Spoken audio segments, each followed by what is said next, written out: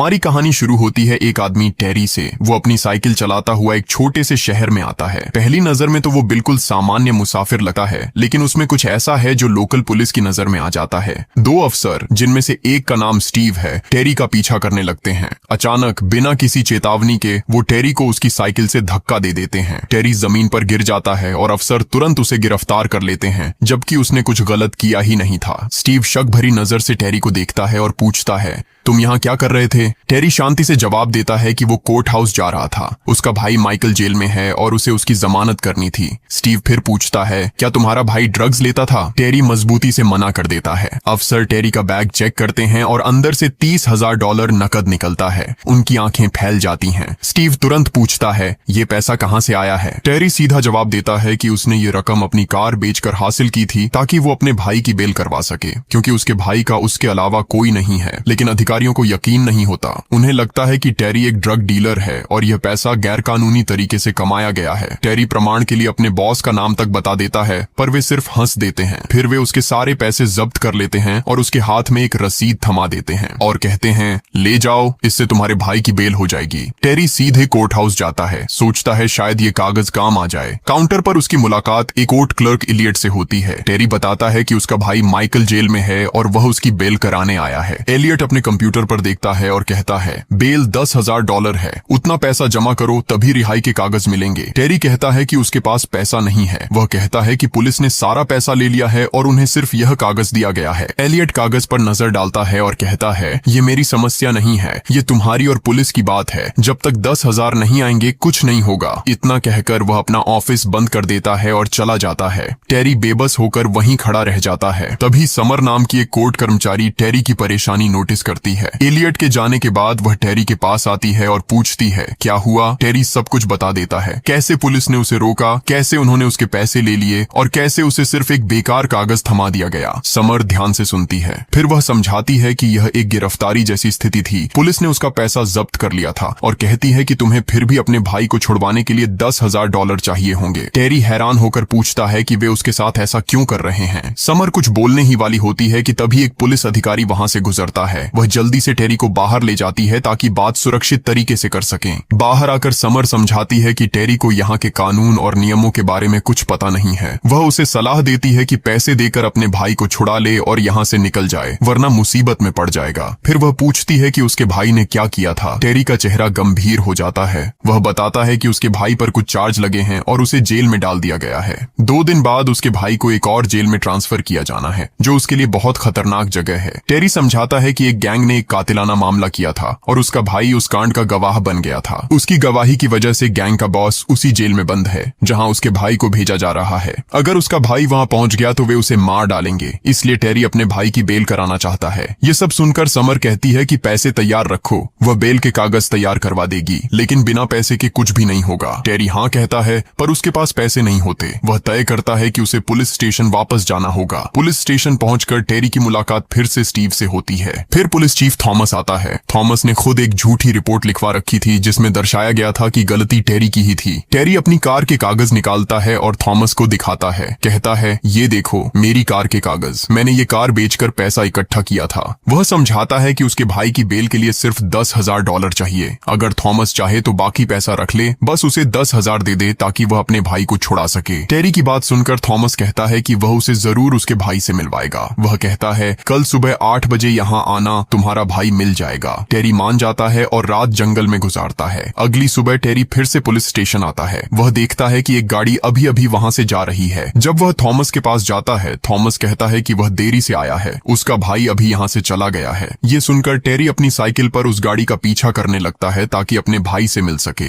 जब उसकी मुलाकात माइकल से होती है, वह उससे कहता है कि जेल पहुंचते ही सुरक्षा के लिए अपील करानी होगी, क्योंकि वहां के लोग उसकी पहचान जानते हैं और उसकी जिंदगी खतरे में है। वापस आकर टेरी पैसे का इंतजाम करने के लिए अपने बॉस को कॉल करता है। जब वह $10,000 मांगता है, उसका बॉस कहता है कि टेरी ने पुलिस को उनके बारे में बताकर बड़ी गलती कर दी है। वहां की पुलिस ने उसके शहर की पुलिस को सब बता दिया था और उन्होंने उनके ऑफिस पर छापा मारकर सब कुछ जब्त कर लिया है। अब बॉस के पास देने के लिए कुछ नहीं बचा। टेरी को समझ आ जाता है कि बॉस से कोई मदद नहीं मिलने वाली। अब उसके पास कोई रास्ता नहीं बचा। वह फिर से कोर्ट जाता है और समर से मिलता है। वह बताता है कि उसके भाई को ट्रांसफर कर दिया गया है और अब उसकी जान खतरे में है। जेल जेल पहुंचने से पहले वह उसे बेल कराना चाहता है। समर उसे साइड में ले जाती है और कहती है कि पैसे देने के अलावा कोई विकल्प नहीं है। वह समझाती है कि वह पैसे लाकर जज को देगी और तभी बेल के कागज निकल पाएंगे। टेरी कहता है कि वह जा रहा है और पैसे लेकर वापस आएगा, लेकिन उसे कहीं से भी पैसे नहीं मिलते। इसीलिए वह थॉमस से बात करने के लिए दोबारा पुलिस स्टेशन जाता है। थॉमस जैसे ही टेरी को देखता है वह कहता है कि उसका भाई यहाँ नहीं है और उसे चुपचाप चले जाना चाहिए। टेरी कहता है कि अपने पैसों में से बस 10,000 दे दे ताकि वह अपने भाई को छुड़ा सके। वह बताता है कि उसका भाई उस जेल में खतरे में है। थॉमस कहता है कि शायद टेरी को पता नहीं, लेकिन सरकार उन्हें कोई पैसे नहीं देती। वह समझाता है कि जब वे पैसे जब्त करते हैं तो उनके खर्च उसी से चलते हैं, इसलिए पैसे नहीं मिल सके। फिर ठंडे अंदाज में कहता है कि टेरी को यहाँ से चुपचाप निकल जाना बेहतर होगा। जैसे ही थॉमस अपनी पिस्टल निकालता है, टेरी उसे पकड़ लेता है। स्टीव भी बाहर आता है, लेकिन टेरी आसानी से उस पर भी हमला कर देता है। स्टीव की पिस्टल छीनकर वह फिर से थॉमस को पकड़ लेता है। दोनों को पकड़कर टेरी उन्हें पुलिस स्टेशन के अंदर ले जाता है। अंदर एक पुलिस अधिकारी सैमी होती है। वह कुछ नहीं कर पाती क्योंकि टेरी के हाथ में बंदूक होती है। टेरी के कहने पर वह खुद ही स्टीव और थॉमस को हथकड़ी से बांध देती है। फिर वह टेरी को प्रॉपर्टी रूम में ले जाती है जहां उसका पैसा रखा होता है। उन पैसों में से वह सिर्फ $10,000 निकालकर टेरी को दे देती है। $10,000 लेने के बाद टेरी सैमी की बंदूक से सारी गोलियां निकालकर बंदूक खाली कर देता है। फिर कहता है कि उसे बस यहीं से शांतिपूर्वक निकलना है। वह किसी को नुकसान नहीं पहुंचाना चाहता। क्योंकि कोई खून खराबा नहीं हुआ था, सैमी उसकी बात मान लेती है और उसे बाहर ले जाती है। वह अपनी कार में टेरी को बैठाती है। बाहर कुछ लोग खड़े होते हैं जिनसे सैमी कहती है कि सब कुछ कंट्रोल में है। इसके बाद वह टेरी को शहर से काफी दूर छोड़ देती है। टेरी अपनी साइकिल लेकर वहां से चल पड़ता है, लेकिन बच निकलना आसान नहीं था। पुलिस अभी भी उसके पीछे थी। टेरी तुरंत अपना पैसा लेकर कोर्ट पहुंचता है। जैसे ही एलियट को पैसा मिलता है, वह बेल के कागज तैयार कर देता है। जज भी उन कागजों पर हस्ताक्षर कर देता है। लेकिन जब टेरी वे कागज लेने ही वाला होता है तो तभी पुलिस वहां पहुंच जाती है। वे टेरी को गिरफ्तार करके अपने साथ ले जाते हैं। ये लोग टेरी को जेल नहीं ले जाते, बल्कि थॉमस के पास ले आते हैं। थॉमस टेरी को एक अस्पताल ले जाता है। वहां वह टेरी को उसके सारे पैसे और कार के कागज वापस कर देता है। थॉमस टेरी को एक और कार भी देता है और कहता है कि अब वह इससे एक नया कारोबार शुरू कर सकता है और उसके पैसे भी उसे वापस मिल गए हैं। फिर थॉमस बताता है कि जिस जेल में उसके भाई को ट्रांसफर किया गया था, वहां एक लड़ाई हुई थी। उस लड़ाई में उसका भाई गंभीर रूप से जख्मी हो गया। वह अभी उसी अस्पताल में भर्ती है। टेरी चाहे तो जाकर उससे मिल सकता है। ये सब सुनकर टेरी बहुत इमोशनल हो जाता है। उसे पहले से अंदाजा था कि उसका भाई उस जेल में जिंदा नहीं बचेगा। जब टेरी अंदर जाकर अपने भाई से मिलता है तो उसे पता चलता है कि उसका भाई घायल नहीं बल्कि मर चुका है। उसके भाई पर कई बार छुरी से वार किए गए थे। उन्हीं जख्मों की वजह से उसकी मौत हुई थी। अपने भाई की लाश को ठीक जगह रखकर टेरी वहां से निकल जाता है। आखिरी बार समर उसे छोड़ने जाती है। रास्ते में समर एक पूरी रिपोर्ट निकालकर टेरी को दिखाती है। उसका इरादा था कि वो टेरी को बता सके कि पुलिस वहां कितने गंदे और गैर कानूनी काम कर रही है। लेकिन टेरी को अब इन सब बातों से कोई मतलब नहीं रहता।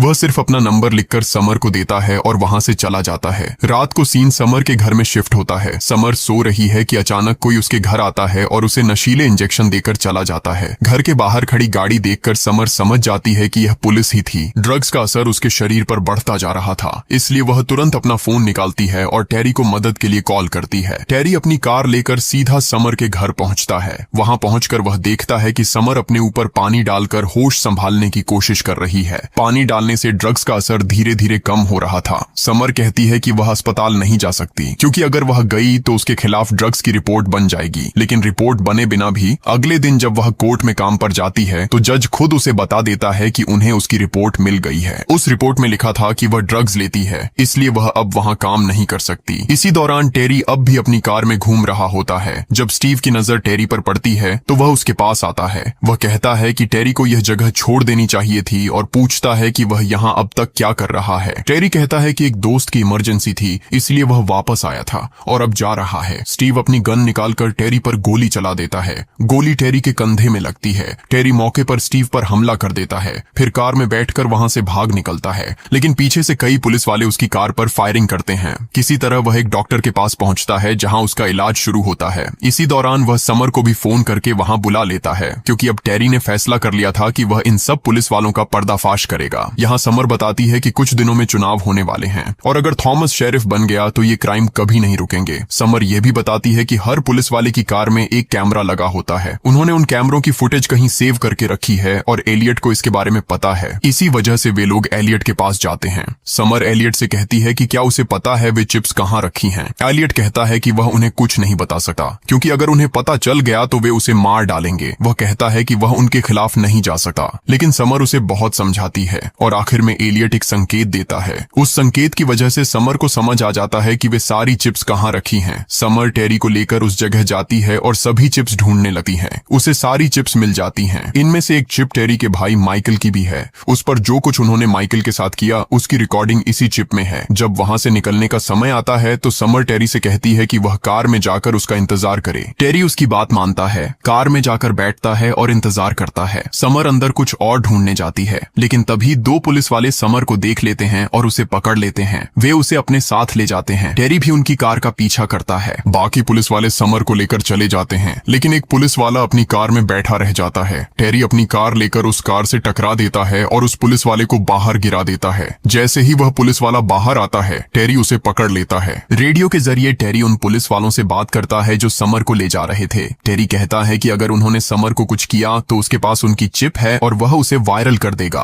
अगर वे चिप चाहते हैं तो समर को वापस कर दें। उन पुलिस वालों ने टेरी से कहा कि वह रिबल रिजा जाए। समर वहां है। टेरी केवल सुबह तक रुकने के लिए कहता है। सुबह होते ही स्टीव अपने पुलिस वालों के साथ रिबल रिज के पास होता है और बेचैनी से टेरी का इंतजार कर रहा होता है, लेकिन टेरी का प्लान कुछ और ही होता है। वह अपनी कार लेकर सीधे पुलिस स्टेशन पहुंच जाता है। अपनी कार की मदद से वह प्रॉपर्टी एरिया की दीवार तोड़ना शुरू कर देता है। इसी दौरान जैसे ही थॉमस अंदर जाता है, टेरी उस पर हमला कर देता है। उस वक्त सैमी भी बंदूक लेकर वहां पहुंच जाती है। टेरी बताता है कि उसने चीफ को नकली बंदूक से मारा था और चीफ बिल्कुल ठीक है। फिर वह सारी चिप्स निकालता है और उन्हें आर्मी के हवाले कर देता है, क्योंकि इस बार वह आर्मी पर भरोसा कर रहा था। बाहर पुलिस भी आ चुकी थी। अंदर आर्मी अपनी बंदूकें टेढ़ी कर देती है और टेरी को पूरी तरह काबू में कर लेती है। टेरी की गलती यह थी कि उसने आर्मी पर भरोसा कर लिया, जो एक बड़ी भूल साबित होती है। अब वह पूरी तरह पुलिस के कब्जे में था। वे लोग टेरी को बाहर ले जाते हैं। जो चिप उसके पास थी वह स्टीव को दे दी जाती है। स्टीव सारी चिप्स जमीन पर फेंक देता है और उन्हें अपने पैरों से कुचल देता है। स्टीव टेरी को मारने के लिए अपनी बंदूक उठाता है, लेकिन एक पुलिस वाला कहता है कि वह उसे नहीं मार सकता। स्टीव अपनी मनमानी कर रहा होता है तो वह पुलिस वाला अपनी बंदूक स्टीव के विरुद्ध तान देता है। उसी समय थॉमस पीछे से आता है और उस पुलिस वाले के पैर में गोली मार देता है। इसी दौरान टेरी को मौका मिल जाता है। वह एक कार के पीछे छिपकर उस पुलिस वाले को खींचकर साथ ले जाता है जिसके पास बैग था। उस बैग में टेरी ने स्मोक बम रखा हुआ था।